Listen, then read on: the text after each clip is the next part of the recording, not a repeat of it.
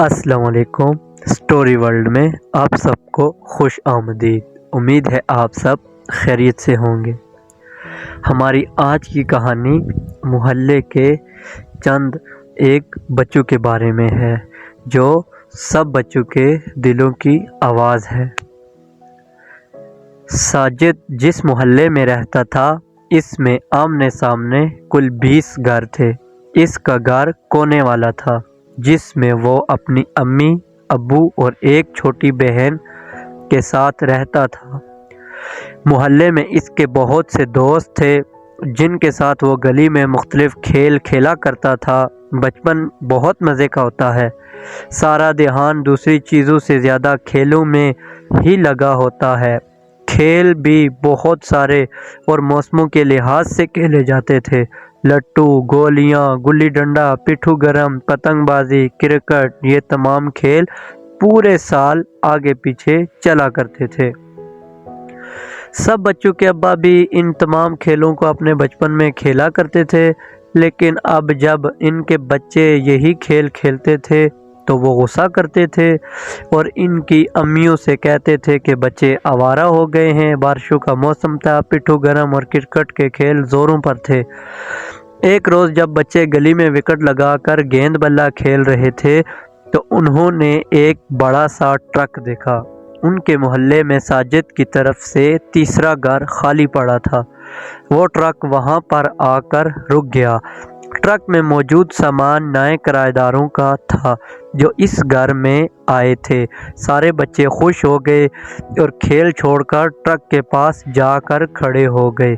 उन्हें उम्मीद थी कि इन किराएदारों के कुछ बच्चे भी होंगे और वो इनसे दोस्ती कर लेंगे। ट्रक के पीछे एक कार भी थी। कार में एक उम्र रसीदा खातून उतरी। इनके चेहरे पर मोटे शीशों वाली ऐनक थी। इसके साथ इसकी खादमा भी थी, जिसने इसका बड़ा सा पर्स थाम रखा था। वो औरत एक नज़र ट्रक के पास खड़े बच्चों पर डाली और बड़े गुस्से से बोली, जाओ जाकर अपना खेल खेलो, यहाँ खड़े होकर क्या देख रहे हो? तुम्हें और कोई काम धंधा नहीं है? इस औरत के गुस्से से सब बच्चे डर गए और इधर उधर हो गए। मजदूर ट्रक से सामान उतार कर अंदर पहुंचाने लगे। साजिद अपने दोस्तों के साथ खेल में मसरूफ़ हो गया। जब राफेल ने एक आसान सी बाल पर शॉट मारा और गेंद सीधी ट्रक में जा गिरी, तो वो औरत चीख कर इनसे बोली, कान खोल कर सुन लो ओ शैतानों, अगर तुम्हारी गेंद मेरे घर में आई तो वापस नहीं मिलेगी। अगर किसी खिड़की का शीशा टूटा तो इसके पैसे मैं तुमसे ही लूंगी। तुम मैदान में जाकर क्यों नहीं खेलते? यहाँ क्या ठक ठक लगा रखी है? साजिद आगे बढ़कर बोला, हम तो मैदान में ही जाकर खेलना चाहते हैं, मगर वो बहुत दूर है और फिर बड़े लड़के हमें वहाँ से भगा देते हैं। कहते हैं कि हम इनकी पिच ख़राब कर देते हैं। इनके अलावा हमारी अम्मी भी इजाज़त नहीं देती कि हम इतनी दूर जाकर खेलें। इन्हें डर होता है कि कोई हमें पकड़ कर ना ले जाए। अब आप ही बताएं, हम कहाँ खेलें? साजिद की बात सुनकर वो बूढ़ी औरत तैश में आ गई। इसके करीब आकर निहायत गुस्से से बोली, जब इतनी सारी मुश्किलें हैं तो फिर तुम्हें खेल की क्या पड़ी है? घर बैठा करो, मोहल्ले वालों का सुकून क्यों गारत करते हो? ठीक है आंटी, अगर आप कहती हैं तो हम आपके घर के सामने नहीं खेला करेंगे। साजिद ने सर झुकाकर कहा और दोस्तों को लेकर अपने घर के बाहर सीढ़ियों पर बैठ गया। वो औरत घूर कर इन्हें जाता देखती रही, फिर बड़बड़ाते हुए वापस हो गई। थोड़ी देर में ट्रक से सारा सामान घर में रख दिया गया। वो औरत घर में चली गई और दरवाज़ा बंद कर लिया। लो भाई, गली में तो अपना खेल बंद हो गया, अब हम कहाँ खेलें? मुनीब ने ठंडी सांस लेकर कहा, अब तो हमें क्रिकेट के बजाय गेंद से कैच कैच ही खेलना पड़ा करेगा, और वो भी सिर्फ अपने घर के सामने। वो आंटी तो बहुत गुस्से वाली लग रही थी। मुझे तो इनसे बड़ा डर लग रहा था, खलील ने सहमे हुए लहजे में कहा। मैं तो समझ रहा था कि इस घर में आने वाले किराएदार बहुत अच्छे होंगे। ये तो मुझे किसी स्कूल की हेड मिस्ट्रेस लग रही हैं। इतना गुस्सा तो वही करती हैं। کچھ دیر اسی قسم کی باتیں کر کے سب بچے اداس چہرے لیے اپنے اپنے گھروں کو چلے گئے۔ انہیں یہ بات بعد میں پتہ چلی تھی کہ پہلے یہ عورت کسی اور علاقے میں رہتی تھی۔ اس کا ایک اور بھی بیٹا بہو تھے۔ بیٹا کسی فضائی کمپنی میں ملازمت کرتا تھا اور بیوی کے ساتھ سعودی عرب میں رہتا تھا۔ اس سے پہلے یہ جس گھر میں رہتی تھی، بارشوں کا پانی گھر میں داخل ہو کر قالین وغیرہ خراب کر دیتا تھا۔ اسی وجہ سے اس نے گھر تبدیل کر لیا تھا۔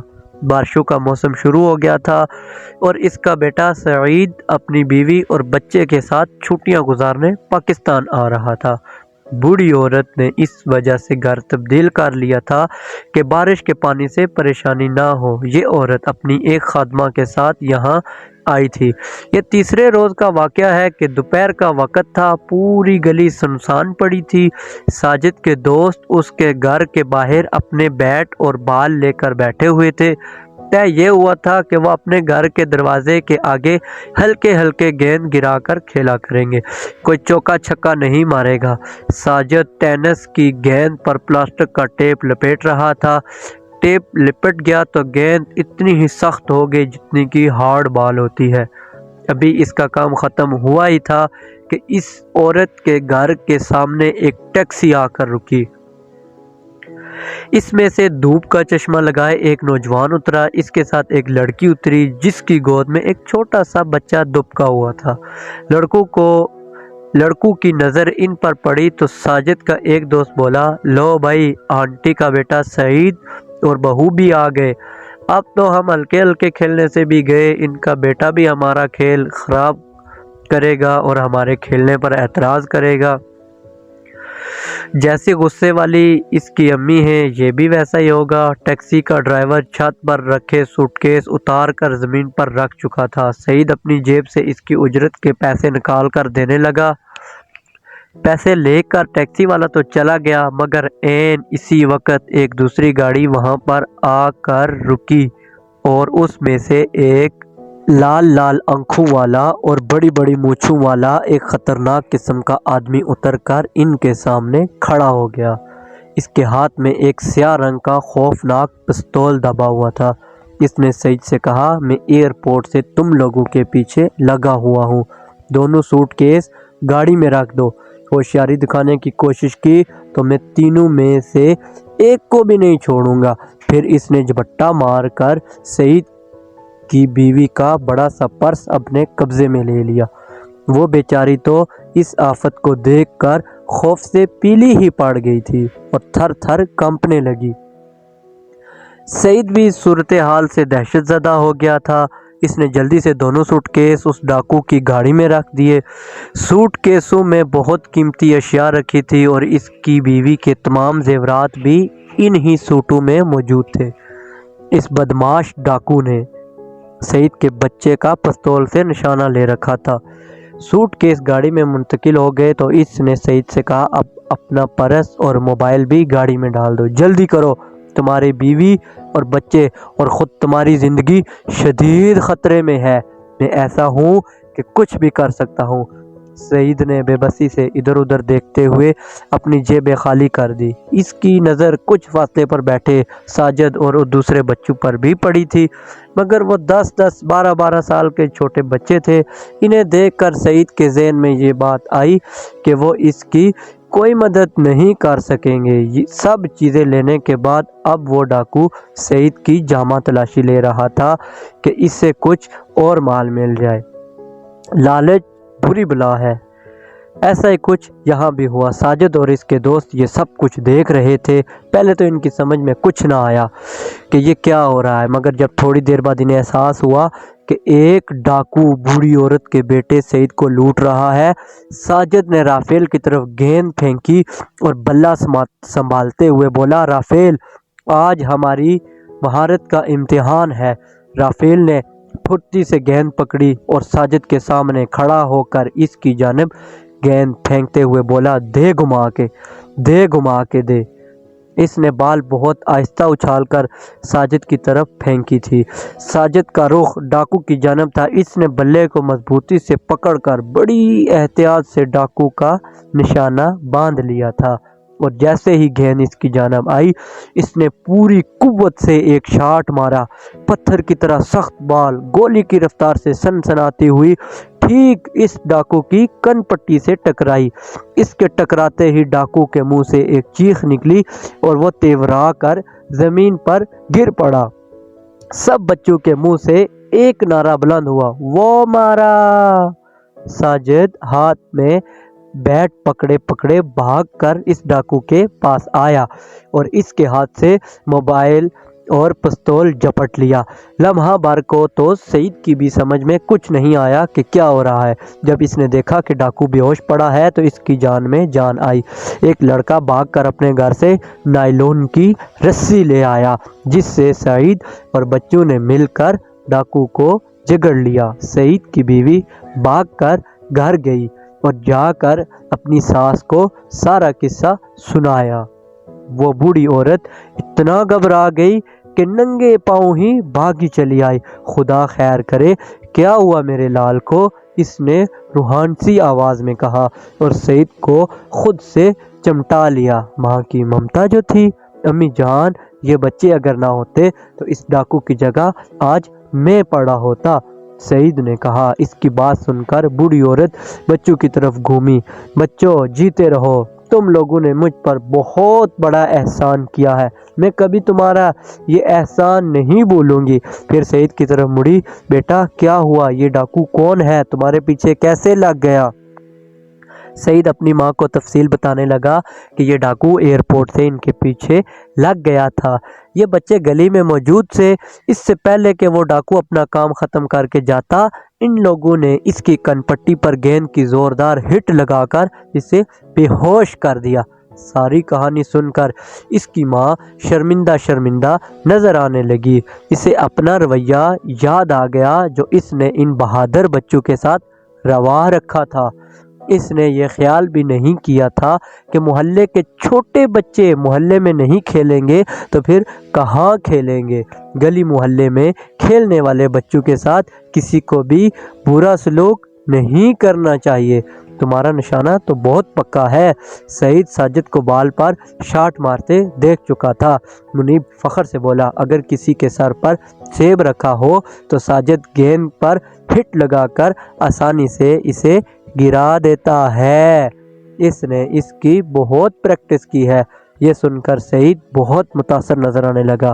یہاں پاکستان میں تو بہت قابل بچے موجود ہیں، اس نے تعریفی انداز میں کہا۔ یہ کہہ کر اس نے اپنا موبائل نکالا اور ساجد کو گفٹ نہیں کیا بلکہ ایک پولیس آفیسر اس کا دوست تھا، اسے فون کر کے ساری صورتحال سے آگاہ کیا اور اسے کہا کہ وہ ابھی یہاں پہنچا ہے، اس لیے وہ اس کی مدد کرے۔ تھوڑی دیر میں علاقے کی پولیس وہاں پہنچ گئی۔ گیند اپنی پوری شدت سے لگی تھی۔ پولیس کے آنے تک بھی اس ڈاکو کو ہوش نہیں آیا تھا۔ پولیس کے سپاہیوں نے اس کی رسیاں کھولی اور ہتھکڑیاں پہنا دی۔ اس کی گاڑی بھی انہوں نے اپنے قبضے میں لے لی۔ پولیس کے سپاہیوں کے ساتھ آنے والے انسپکٹر کو جب اس واقعہ کی تفصیل پتہ چلی تو وہ بہت حیران ہوا اور ساجد سمیت سب بچوں کو خوب شاباش دی۔ اس نے یہ بھی کہا کہ وہ اس کارنامے کی بدولت حکومت انہیں انعام بھی دے گی۔ چلتے چلتے انسپکٹر نے سعید سے ہنس کر کہا، پاکستان کی کرکٹ ٹیم میں اگر ایسے کھلاڑی ہوں تو ہمیں ایک کی جگہ 2 ورلڈ کپ بڑی آسانی سے مل جائیں۔ پولیس کے جانے کے بعد سعید نے اپنا سامان گھر کے اندر لے جا کر رکھا۔ اس کی بیوی اور ماں ان بچوں کے پاس ہی کھڑی تھی۔ سعید کی ماں نے بڑی شفقت کے ساتھ کہا، تم لوگ تو بہت اچھے اور بہادر لڑکے ہو، مجھے اپنے اس روز والے سلوک پر افسوس ہے۔ بچوں کیا تم لوگ مجھے معاف نہیں کرو گے؟